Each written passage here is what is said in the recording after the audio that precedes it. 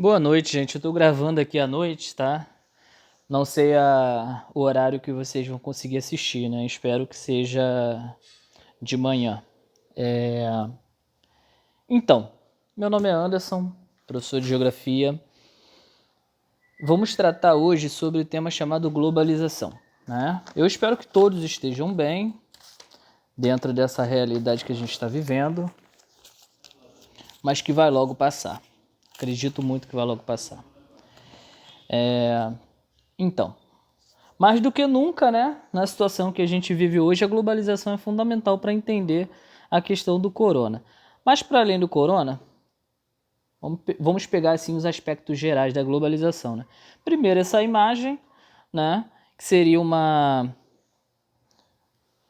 troca de informações entre dois lugares centrais do mundo, né, a Europa e a América do Norte. A maior parte é da América do Norte, no caso, Estados Unidos. Eu vou começar a aula com uma música. Só a primeira parte de uma música. Ela se chama Pela Internet, do Gilberto Gil. Vou botar para tocar.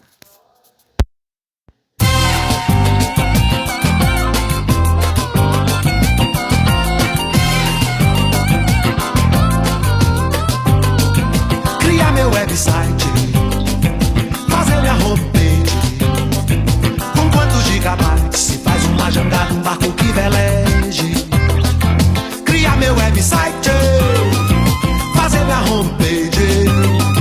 Com quantos gigabytes se faz uma jangada, um barco que veleje?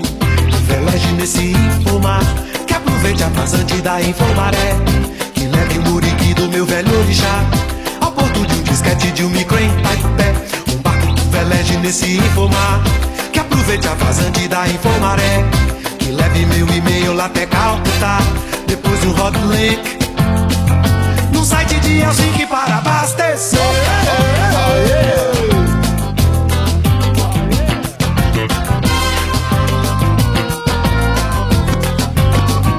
Eu quero entrar na rede, promover um debate, juntar via internet um grupo de dietes de Connecticut. Eu quero estar na rede, promover um debate, juntar via internet um grupo de dietes de Connecticut. De Connecticut acessar o chefe da macro-milícia de Milão. Um hacker mafioso acaba de soltar um vírus pra atacar programas no Japão. Eu quero entrar na rede pra contactar os lares do Nepal, os bares do Gabão.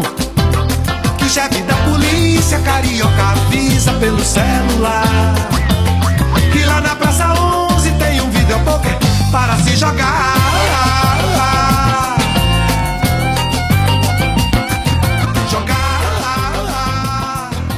Gente, é o nosso querido Gilberto Gil, nessa música que fala muito sobre troca de informação, né, a nível mundial. Ele fala o tempo todo de troca de e-mail de Calcutá para Helsinki, para Connecticut, para Milão, enfim. Permite essa troca. Inclusive, no final, né, ele fala um pouco sobre o chefe da polícia, manda avisar que lá na Praça 11, aqui no Rio de Janeiro, tem um videopoker para se jogar. A internet permite até essa troca de informação entre a economia legal e a economia ilegal também, que o videopoker é proibido, né? Beleza. Seguimos. Uma definição simples, tá bom? Simplória, tá aí no portal Brasil Escola, tirei em 2020. Diz assim: processo de integração política, econômica e cultural mundial, marcado pelos avanços nos meios de transporte e comunicação. Essa é a definição, é uma das definições possíveis, né, para a globalização. Processo de integração política, econômica, cultural, mundial, né, marcado pelos avanços nos meios de transporte e comunicação. A maior parte dessa integração é forçada. Dentro dessa globalização, a gente tem o desenvolvimento das redes geográficas, cada vez ampliando mais a sua ação no espaço mundial e no espaço local também, que a gente está com celular ou computador em mãos, nas nossas casas, né, fazendo essa troca de informação. A gente tem o material, essas redes materiais, que a gente chama de transporte, essas redes, avião, navio, caminhão, trem, beleza?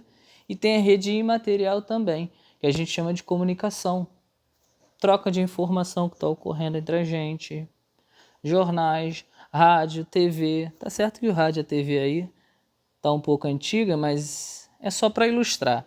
Foi uma imagem que chamou a atenção e que eu encontrei. Então, a gente tem esse processo de globalização, essa troca de informação, de mercadoria, um pouco também de pessoas, forçadamente ou não, a nível mundial. Mas a gente precisa elencar marcos ao longo da história, né? Que tipo de marco que a gente pode construir? Eu dividi em 4 aqui. Primeiro, do período das grandes navegações até a Revolução Industrial. Segundo aqui, Revolução Industrial até a Segunda Guerra Mundial. Segunda Guerra Mundial até a queda do Muro de Berlim. E a partir daí a nova ordem que a gente está vivendo. Beleza? Cada fase dessa amplia a próxima. Então, pós-revolução industrial vai ampliar essa outra que vem subsequente. Aprofundar. As relações vão ficar muito mais íntimas, profundas. Show de bola? Segue. Então vamos na primeira, grandes navegações até a Revolução Industrial. Imagina antes das grandes navegações. A Europa, alguma troca tinha com a África, também com a Ásia, mas pouca coisa. Mas as Américas estavam vivendo uma realidade à parte dessa realidade europeia, do Oriente Médio, do Norte da África e de parte da Ásia. O que precisou acontecer para essas relações elas acontecerem? Na verdade, não é o que precisou acontecer. Na verdade, é o que aconteceu de fato. As grandes navegações. Essa aula não é de grandes navegações, tá? Eu só vou citar, só vou passar por ela. Para quê?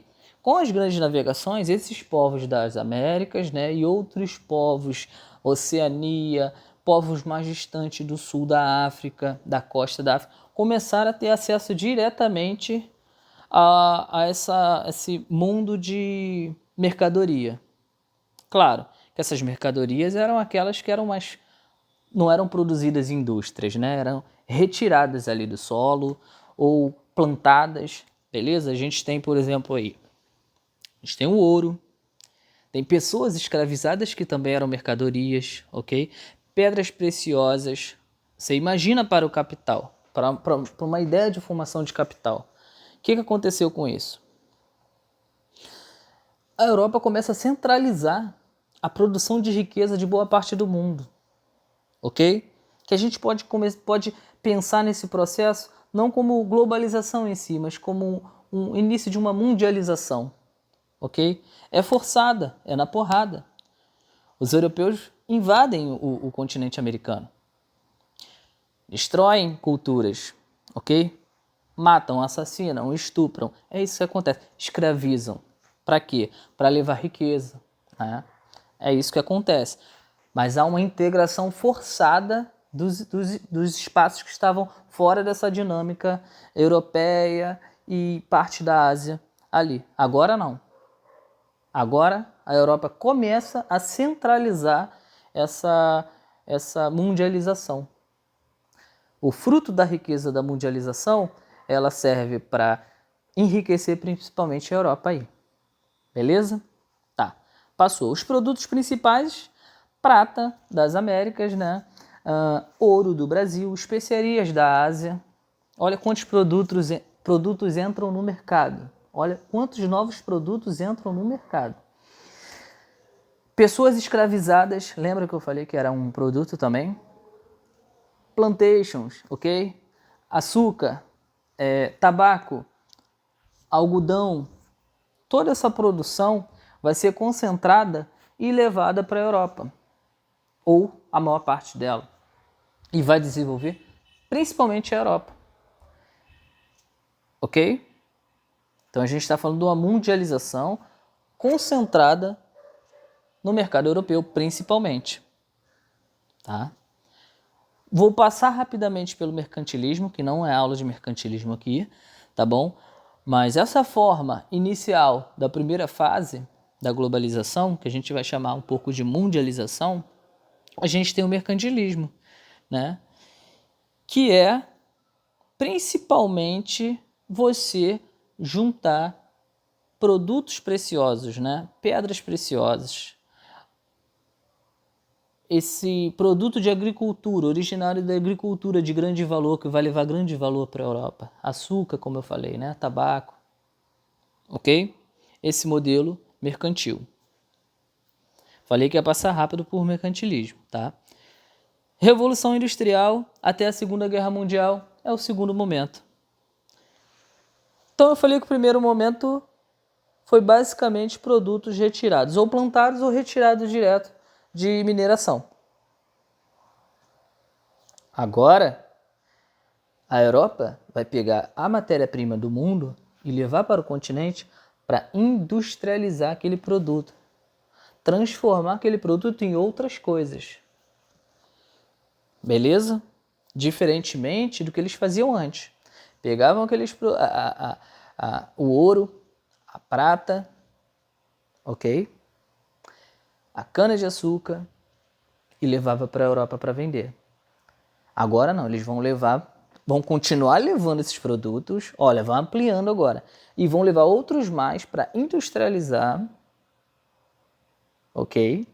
Para gerar mais riqueza ainda no continente europeu. Entendeu como a gente vai tendo uma desigualdade aí de desenvolvimento entre boa parte do mundo e a Europa neste momento? Beleza? Passei. Basicamente a gente está falando de primeira e segunda revolução industrial. Okay? Aí tem umas imagens bem mais recentes, tá? Só para a gente imaginar uma indústria, só para ilustrar. Então agora o produto que vai levar riqueza, maior riqueza para os continentes, principalmente para a Europa, é o produto industrializado. Não é mais aquele produto inicial, retirado diretamente através da mineração, da agricultura. Agora a industrialização, ele vai ser pioneiro. Beleza? Passei. Tá. Com isso, as grandes nações, principalmente na Europa, ela vai querer dividir o mundo. Lembra que eu falei? A Europa como um todo. Tá, mas internamente existem vários países na Europa. E esses países que vão chegando atrasados no processo de industrialização e divisão do mundo, eles exigem uma parte do mundo para poder seguir naquele modelo inglês, o modelo francês. Na imagem a gente tem a rainha da Inglaterra com a sua faca na mão, dividindo uma parte do mundo. No caso, eles estão dividindo a China. Aí, tá? Numa imagem mais ampliada, atrás tem um chinês desesperado, a Grã-Bretanha, com uma faca na mão, um império alemão já querendo cortar a sua parte, o império russo olhando, o japonês também querendo, e atrás do império russo tem uma mulher simbolizando a França, ok? Então eles querem dividir o mundo entre eles, vai culminar em Primeira Guerra Mundial, vai culminar em Segunda Guerra Mundial, porque era o modelo de desenvolvimento que tinha na cabeça do europeu. E cada passo, cada fase que vai passando, vai aprofundando mais ainda essa mundialização.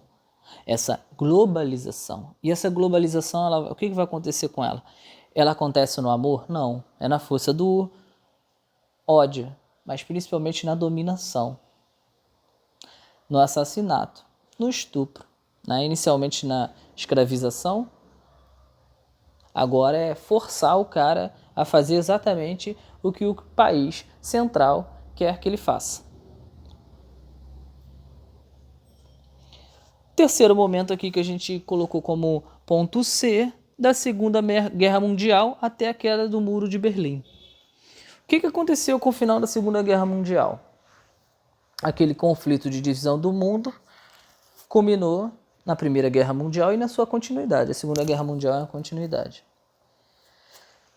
Culminou com basicamente duas superpotências. Por um lado, os Estados Unidos, por outro, a União Soviética. Mas espacialmente, geograficamente, isso é importante para a gente pelo quê? Porque tinham dois modelos espaciais de desenvolvimento. Um capitalista, vindo daquela história mercantil de revolução industrial, aquele padrão de exploração, e um outro que pretendia ser diferente, com modelo de industrialização também, mas que não pensou numa exploração direta de colônias, enfim. Esse é o modelo da Guerra Fria. A gente vai ter esse exemplo da Guerra Fria num filme que perderam a mão dele, né? Exterminador do Futuro. Que a Skynet, que é a inteligência artificial, ela vai jogar uma bomba na União Soviética. Ok? Na Rússia. Vai jogar uma bomba do outro lado. E esse ataque vai exigir uma retaliação também militar, nuclear, da Rússia, da União Soviética. Isso geraria uma guerra nuclear, enfim, que as máquinas venceriam. Aproveitariam essa guerra humana. Outros filmes também, como Rambo, né, Rocky Balboa, que ele luta com o soviético. A cultura, ela reflete a sociedade, aquele momento. Ok? Então, na Guerra Fria a gente vai ter muitos filmes tensionando principalmente a questão nuclear, entre a União Soviética e Estados Unidos. O mundo bipolar dividido no mapa, tá? Vou passar um pouco dessa legenda, mas concentre-se só na cor. Cor laranja, os países socialistas. Cor amarelo, os países capitalistas. E a cor, parece um pouco roxo aqui, né? É periferia do capitalismo. É a parte do capitalismo que não é central. Ok? A luta vai ficar centralizando entre a União Soviética e os Estados Unidos de outro lado, para contrapor espacialmente são as duas potências aí que a gente tem. Isso vai terminar com a queda do Muro de Berlim. Um detalhe importante aqui, só voltar. Independente a discussão aqui não é socialismo capitalismo, tá? Mas querendo ou não, o socialismo travou as pretensões de globalização, que é uma ideia muito mais capitalista. O conceito globalização tem tudo a ver com o capitalismo. Então, quando você prende quase aí metade do mundo, estou exagerando, tá? Metade do mundo e não permite que esse modelo de globalização continue, né, atinja esses países de frente, cria-se uma resistência. E essa resistência ela só vai ser rompida após a queda do Muro de Berlim, que vai culminar em 91 com o fim da União Soviética. Aí é o fim desse terceiro momento, esse momento C que eu dividi. Agora é o momento que mais cai nos vestibulares. Essa nova ordem mundial. Como é que está o mundo, o mapa do mundo agora? O mapa do mundo está assim. Tá vendo? São três bolinhas aí verdes. Antes era mundo bipolar, agora multipolar. Primeiro, Estados Unidos e América Latina, controlado principalmente pelos Estados Unidos. Europa e África, controlado pela Europa. E China, Sudeste Asiático, controlado pela China. Isso é um exemplo. Na verdade, existe troca entre essas regiões. A China vem aumentando muito a sua parcela de troca comercial entre os outros países. Percebe-se que toda vez que a gente fala em globalização, a gente tende a falar em ampliação de mercadoria, de capital, por meio da técnica. Percebem? E quem será, assim, além dos países, claro, os ícones desse modelo de globalização, principalmente na nova ordem? As transnacionais ou multinacionais, que na época que eu estudava era mais chamado, né? Chamava-se de multinacionais. Hoje chamamos de transnacionais, ok? Então, mal comparando aqui, tenta fazer uma proporção das multinacionais e mais ou menos dentro do mapa mundi. A gente tem a América do Norte, primeiro grupo de multinacionais, principalmente Estados Unidos, uma parte Canadá, Europa e a Ásia. Olha as empresas aqui que a gente tem na América do Norte. Tem a Amazon, a Google, Apple, Microsoft, Visa, Ford, Walmart, Facebook, YouTube. Todas essas empresas, grandes empresas que controlam grandes parcelas do mercado. No meio a gente tem a Europa. Quais são essas empresas aqui? Mercedes, Shell, Volkswagen, Bosch, Nescafé, Siemens, enfim, temos bastante empresa. E na Ásia?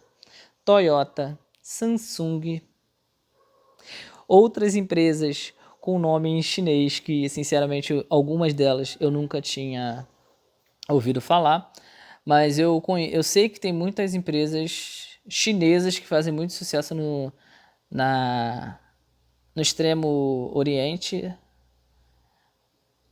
e também no Sudeste Asiático. É muito populoso, né? E tem um mercado consumidor importante hoje.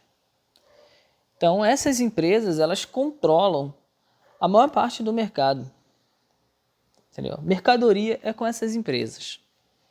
Tá?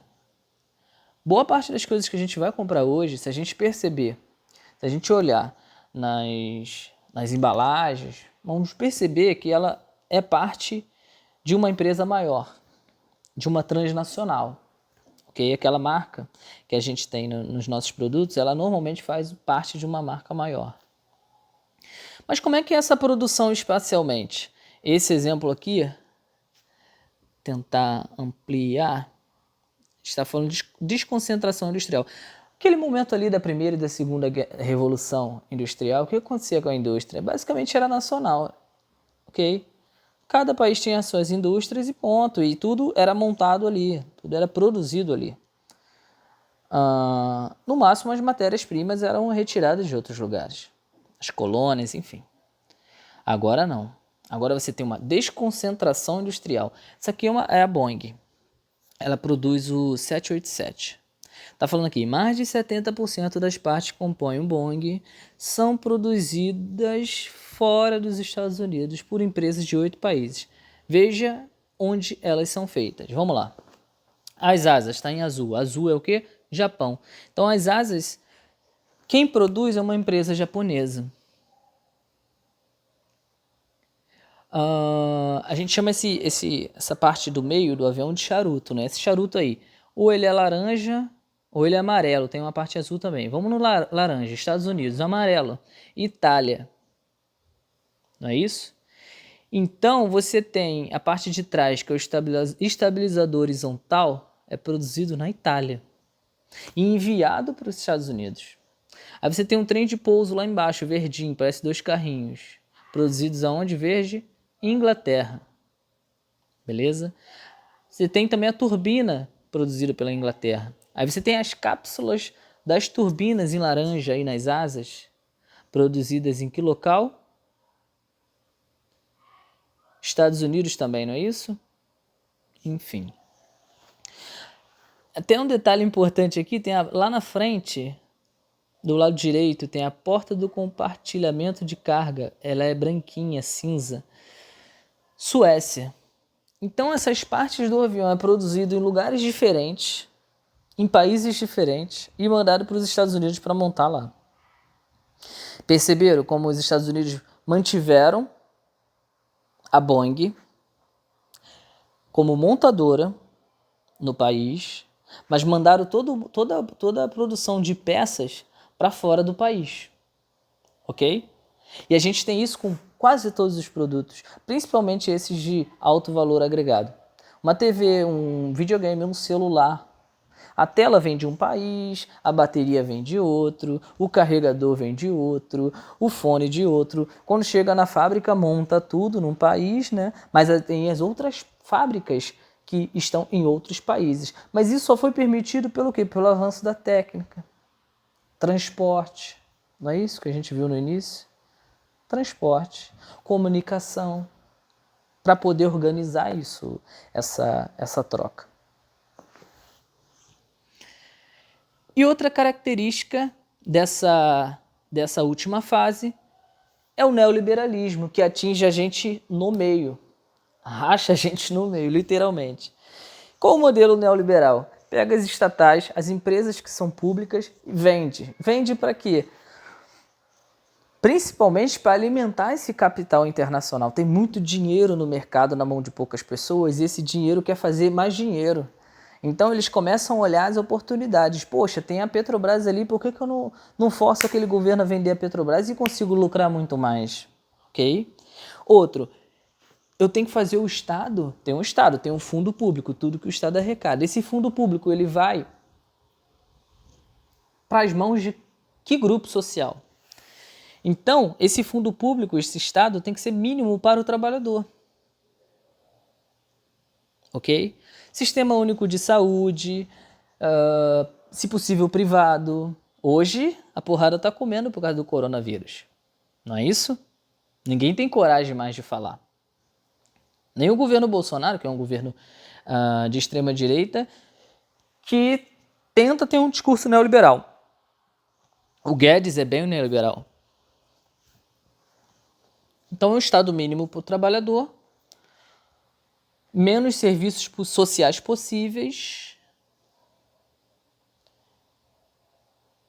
Estado máximo para quem? Para o sistema financeiro. Então, quando o sistema financeiro precisar de grana, vai lá, você bota dinheiro, controla os juros aqui, pegando uma parte do fundo público e pegando como é que eu vou te dizer, esse prejuízo do mercado financeiro e botando na mão do Estado, para o Estado segurar e para poder manter o mercado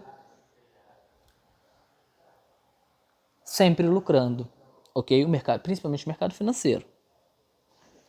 Perda de direitos trabalhistas é fundamental. O trabalhador está ganhando muito, ele não pode ganhar tanto.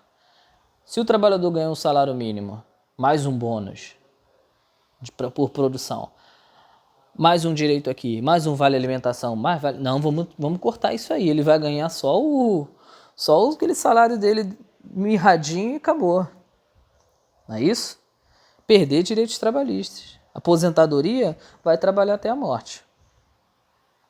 É isso que está dado, não é? Já está dado para a gente. Terceirização dos serviços.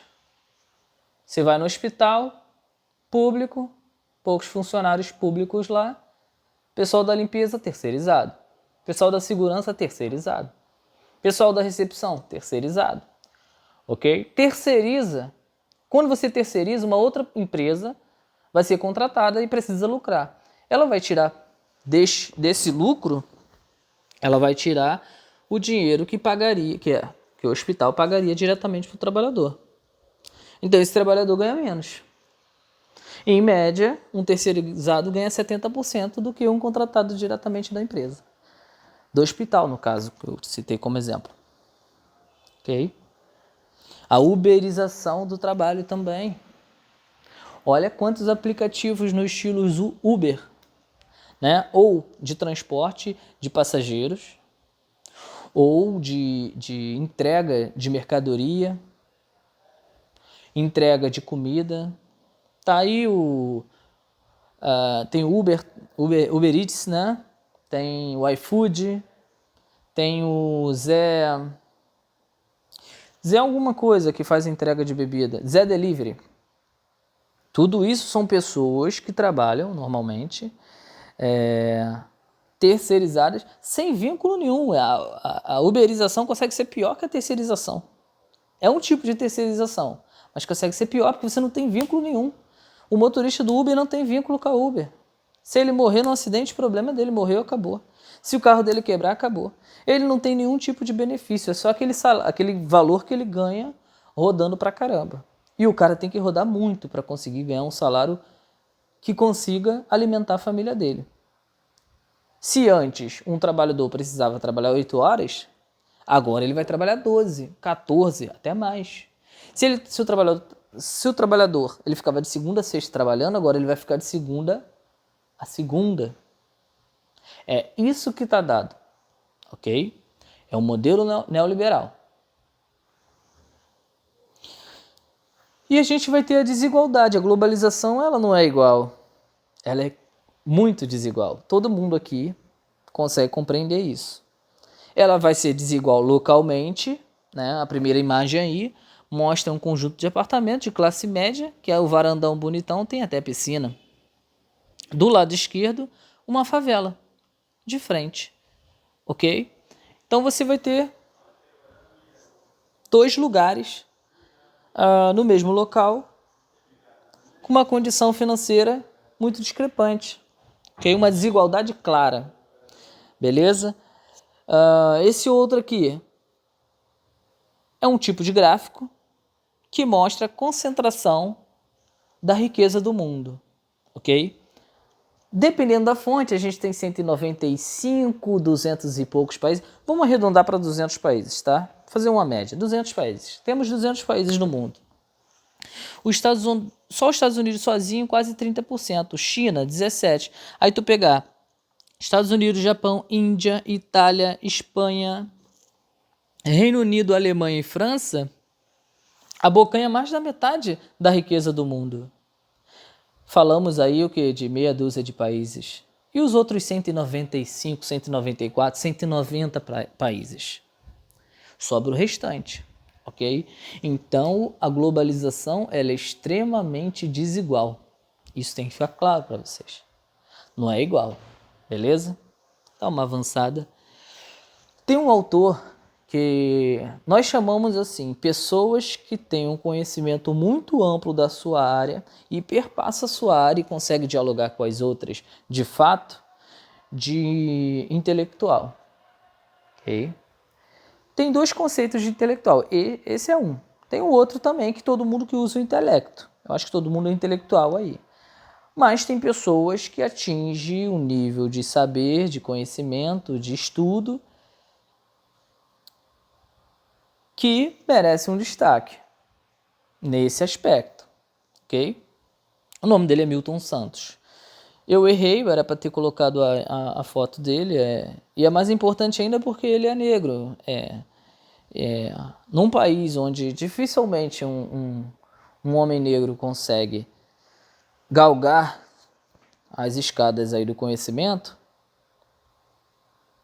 ter um intelectual reconhecido internacionalmente com esse mérito é muito importante, tá? Milton Santos, ele é um intelectual da geografia e das ciências humanas como um todo, respeitado. Vamos lá. Ele fala que existe 3 tipos de globalização. 3. A primeira é a globalização como fábula, que a gente fala, gravem esse conceito, tá? Aldeia global. A globalização contada pra gente, né? Ela é tirada como aldeia global. Todo mundo está embaixo daquela aldeia, vivendo em harmonia. Nessa imagem aqui, tem pessoas brancas, negras, Só magrinhas, não tem gordinhos. Mulheres, homens, todos de mão dadas. Todo mundo ali de mãos dadas. Como se a globalização igualasse as pessoas. Igualasse no sentido de direito, ok? Mas não ocorre isso. A globalização, como essa primeira colocação do Milton Santos como fábula, é uma fábula, né? Porque para ele a globalização ela se apresenta como perversidade. Ou ele chama como a globalização é. Se é um muro que tem entre os Estados Unidos e o México. Se a globalização é a troca de produtos, pessoas, enfim, mercadorias, capitais. Se é uma troca livre de pessoas de mão dadas aqui, se isso é real, por que você constrói um muro então? Você constrói um muro porque essa globalização ela leva isso aqui, ó, desigualdade, concentração de um lado e a falta de recursos do outro lado. Se os Estados Unidos aqui está concentrando 30%, é porque alguém está deixando de receber a sua parte. Ok? Então, para o Milton Santos, a globalização é uma perversidade, porque ela se impõe como fábula. Na verdade, a globalização, como é falada, ela vem como fábula, mas na verdade é uma perversidade. Não existe essa liberdade. As pessoas não podem viajar para qualquer lugar. Existem restrições variadas. A principal restrição qual é? É a financeira. Se a globalização fundamentalmente é uma globalização de capitais, no popular, grana, então quem não tem grana não consegue se inserir de fato nesse mundo globalizado. Não consegue ter acesso.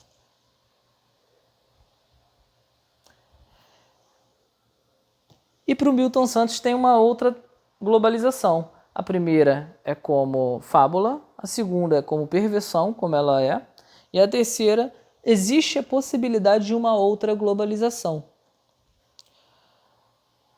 Através das redes sociais,